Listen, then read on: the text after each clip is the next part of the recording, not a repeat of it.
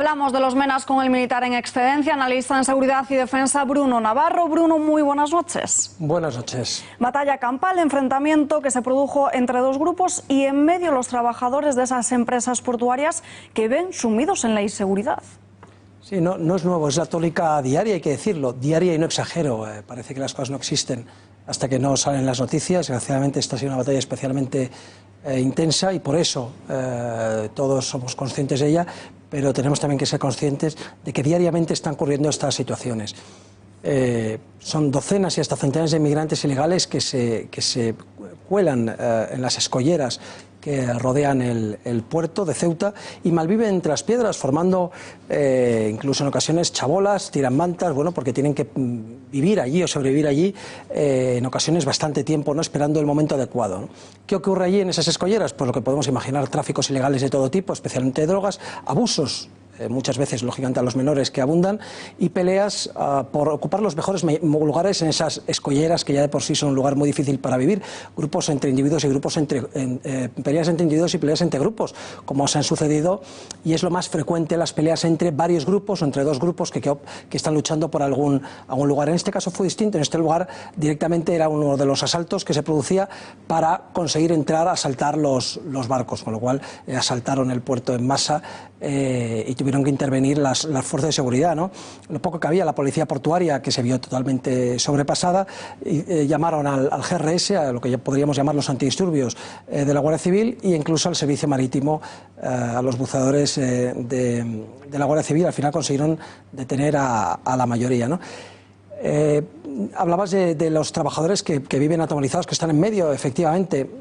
Los primeros que están más al borde de la linde, de la valla que se está asaltando desde las escolleras continuamente, son los propios trabajadores. Primero la policía portuaria, que vive en unas condiciones terribles. Si nos quejamos de lo que pasa en la Guardia Civil y la Policía Nacional, la policía portuaria mucho peor, ¿no? Luego los trabajadores de carga y descarga. El sábado mismo resultaba un herido por lanzamiento de piedras. Están permanentemente hostigando a los trabajadores de carga y descarga, y en las propias tiendas del puerto, ¿no? Luego son trabajos actualmente de riesgo. Y naturalmente, como decíamos, la Guardia Civil, la Policía Nacional también, pero la Guardia Civil, que opera en condiciones muy malas, sin el número de efectivos ni los medios adecuados. Y lo que más se quejan, y hoy se ha oído en esta misma casa, lo que más se quejan es de la incertidumbre, es decir, no saben qué hacer con esas personas, ¿no? Es decir, cuál es la situación regular, irregular, legal, ilegal, y qué hacer con ellos, porque deambulan continuamente, y en este caso que hay una pelea, sí se les detiene, pero mañana están en libertad, salvo los 4 que tengan cargos por violencia, y vuelven a repetir otra vez lo mismo. Pero ¿cómo es posible que se introduzcan ilegalmente en los barcos? La valla, siempre hemos dicho que tiene zonas muy malas, tanto en Ceuta y en Melilla. Tiene zonas críticas que ahora se dice que se quiere, pero no se termina de hacer, que quieren arreglarlo, no quieren mejorarla, quieren elevar la altura, quieren hacer una serie de cosas que ya hemos hablado en esta misma casa para que sea realmente infranqueable.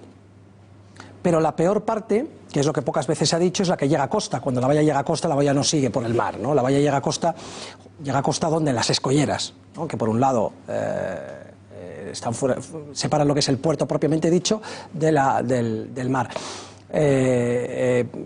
Y ahí es el lugar fácil, ¿no? En este momento es el lugar más delicado, menos vigilado, y que lo que hacen es instalarse, como hemos dicho, al otro lado de la valla, esperan un momento adecuado, se cuelan en masa en el otro lado. Cuando llegan los barcos que atracan para volver de nuevo a la península, y ese es el objetivo, colarse en esos barcos para volver a la península. Lo tienen muy fácil porque ahora mismo la valla está muy mal. ¿Qué van a hacer? Hoy mismo la delegación del Gobierno ha anunciado que por fin va a hacer también, porque siempre esperan a que haya una noticia que les obligue a hacerlo, ¿no? Porque esto lo sabían perfectamente desde hace años, que van a hacer un vallado perimetral del mismo tipo que el del Tarajal famoso, con unas vallas perfectas, con unas cámaras increíbles y con un sellado, una impermeabilización de la valla que realmente haga, pues eso, que sea impermeable, ¿no? Valga la redundancia. Habrá que ver si se hace y si realmente se hace como se debe y no se va retrayendo el dinero para al final hacer un monstruo.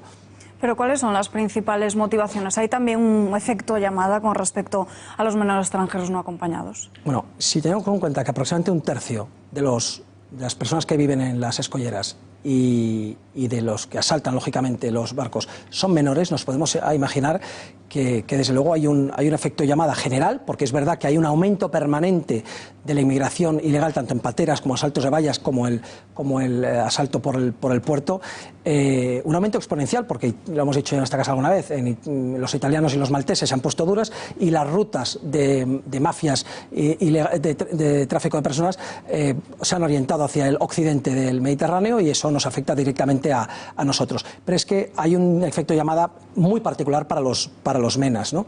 ¿Por qué? Porque cuando se detiene a estas personas, los que son marroquíes son directamente por una detención en caliente, que por ahora sí parece que puede estar permitido, en esas condiciones, que es inmediata la captura en el mismo puerto, y se les devuelve a Marruecos. Los menores no. Sabemos que son marroquíes, igual que el adulto, el de 19 es lo mismo, el de 18 años es lo mismo que el de 17, pero el de 17 nos lo quedamos, se les aloja en los CIES, en los centros de menores y otros centros de menores, y a partir de ahí lo tienen ganado, y a partir de ahí vamos acumulando y acumulando y acumulando cientos, miles, decenas de miles de menores no acompañados, que todo hay que decirlo, preguntad por las motivaciones, ¿no?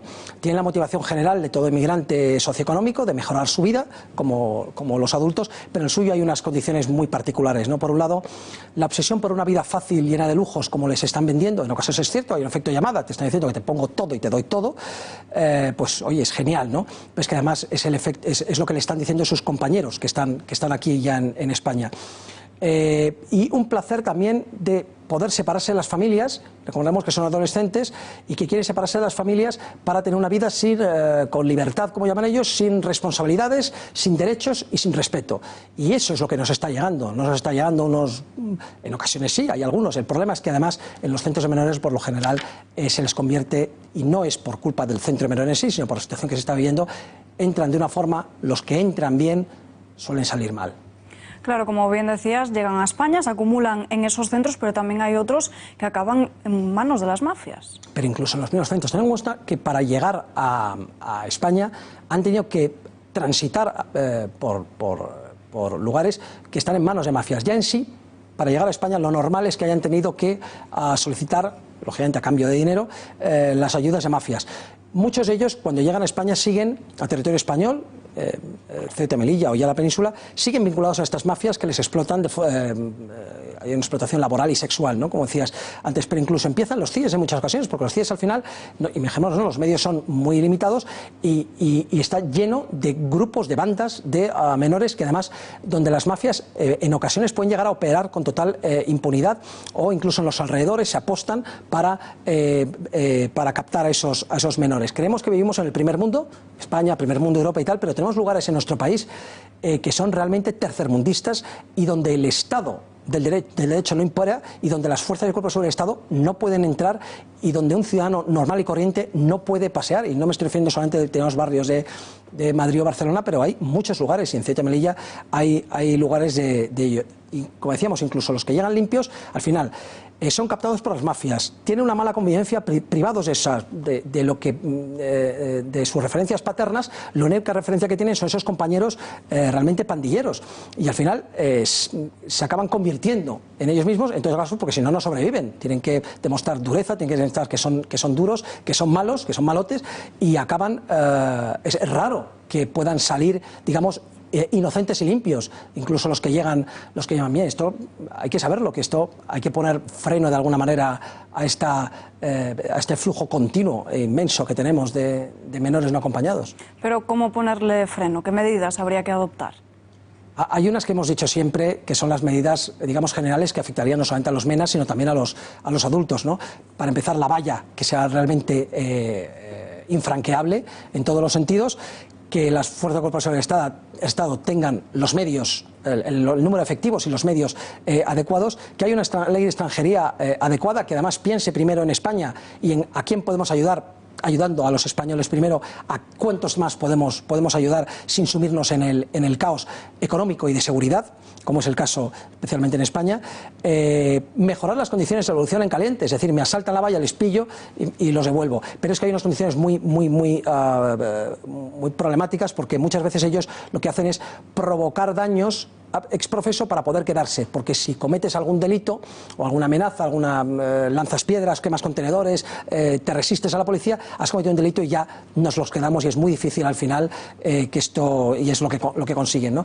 Pero es que además los que devolvemos vuelven continuamente, cada día están volviendo a la escollera. Para los menas es muy fácil permitir la devolución en caliente de los menas también. La diferencia que tenga 17, 18 años, 16 años, 15 años no es ninguna. No tiene muchos menos niños, no están llegando niños de 6 años. Eso es muy raro. Estamos hablando de adolescentes simplemente que están por debajo del umbral de los 18, y no tiene ningún sentido que, sabiendo que son marroquíes, no se les devuelva exactamente a su país. Y luego hay otras básicas. Estamos diciendo que es que vuelven y vuelven porque Marruecos no hace su trabajo y les estamos dando ayudas económicas inmensas. Luego habría que condicionar algún tipo de ayuda, sin pasarnos tampoco, pero algún tipo de ayuda económica. Hay que condicionarles realmente a que hagan su trabajo convenientemente en la frontera y que dejen de enviarnos y que la impermeabilicen por su lado, que no lo están haciendo. Bueno, dejamos este asunto a un lado porque España ha firmado un proyecto junto a Alemania y a Francia. ¿Qué supone para Europa la creación de un caza de combate? No es nuevo para España ni para Europa, ¿no? Hay que tener en cuenta que Airbus es el mayor consorcio aeronáutico europeo. Airbus es quien está detrás de este proyecto. Es el mayor consorcio aeronáutico europeo y el segundo del mundo. Y agrupa a diversas empresas de toda Europa, incluyendo España. Todos nos acordamos de CASA, Construcciones Aeronáuticas Sociedad Anónima, que ahora dentro del consorcio ha cambiado su nombre, ya no se llama CASA y se llama Airbus Defensa y Espacio, ¿no? Una pena, hemos perdido el nombre, pero ahí está nuestra empresa española, ¿no? Aparte de los desarrollos civiles, que tiene muchísimos, lógicamente, Airbus como empresa aeronáutica en general y espaciales, en aspectos puramente militares aeronáuticos, Airbus ha desarrollado muchos aviones en estos años y algunos de los cuales ha participado, lógicamente, bueno, en toda España a través de CASA, ¿vale? Pero en muchos otros poniendo una participación sustanciosa a España dentro del proyecto, aportando dinero, aportando otras empresas, Intra y demás, y un montón de empresas españolas que cooperan, porque los aviones no los suele construir solamente por mucho que sea un gran consorcio, suelen necesitar de otros, incluso de otros consorcios norteamericanos o británicos, ¿no? Tenemos aviones de transporte como el A330 y el A400, en los que está también España metida.